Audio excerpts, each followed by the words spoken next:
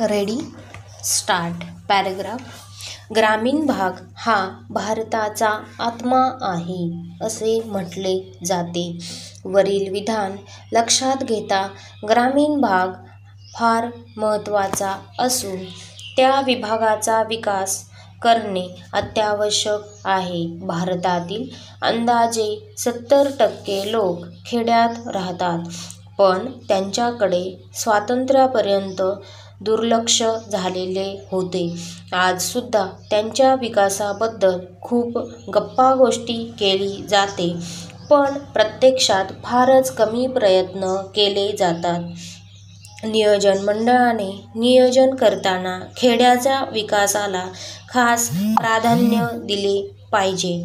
नियोजनात वरखाली उन्नतीचे तत्त्व न स्वीकारता खालून वर उन्नतीचे तत्त्व स्वीकारावे की जेणेकरून ग्रामीण विकास झपाट्याने होईल. खेड्यातील 90% लोक शेतीवर अवलंबून आहेत, म्हणून शेतीचा विकास करणे आवश्यक आहे. त्यासाठी सरकारने शेतीला पाणी पुरवठ्याच्या दृष्टीने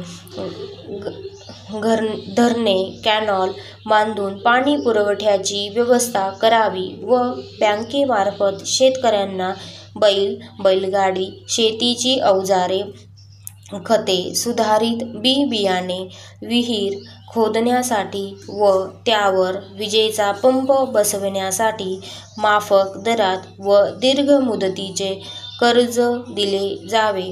ते कर्ज योग्य व्यक्तींना व पुरेसे मिळावे, नाहीतर खेड्यातसुद्धा एकतर्फी विकास होण्याची भीती असते. पॅराग्राफ.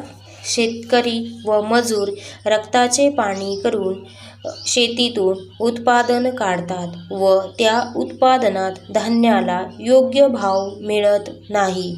तसे होऊ नये म्हणून रेग्युलेटिंग मार्केट व्यापारपेठा सर्वसाधारण मोठ्या खेड्यांमध्ये सुरू करायला पाहिजे. दलाल किंवा मध्यस्थ व्यापारी वर्ग कमी करायला पाहिजे की जेणेकरून शेतकऱ्याच्या धान्याला योग्य भाव मिळेल. धान्याची ने-आण करण्यासाठी रस्ते बांधावयास पाहिजेत. पावसाळ्यात सुद्धा असे रस्ते वाहतुकीस योग्य असावेत याची काळजी घ्यायला पाहिजे. पॅराग्राफ.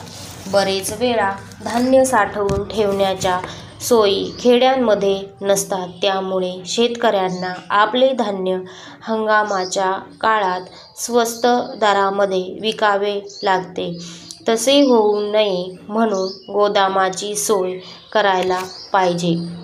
भारतामध्ये शिक्षणाचा प्रसार शहरी भागातच जास्त झालेला दिसून येतो. खेड्याच्या विकासाच्या दृष्टीने सरकारने खेड्यामध्ये शाळा, कॉलेज, तांत्रिक शिक्षण संस्था उघडण्याची प्रोत्साहन द्यायला पाहिजे. विशेष महत्त्वाची बाब म्हणजे जे शिकलेले किंवा पांढरपेशी व्यवसाय करणारे लोक आहेत, ते खेड्यामध्ये काम किंवा नोकरी करण्यास तयार नाहीत. कारण घरांचा प्रश्न, मुलांच्या शिक्षणाचा प्रश्न व इतर सुखसोयी नसल्याने खेड्यांमध्ये नोकरी करणाऱ्यांना प्रोत्साहन करण्यासाठी ज्यांना पगारवाढ, सरकारी निवासस्थान, जलद वाढती वगैरेंची तरतूद करण्यात यावी.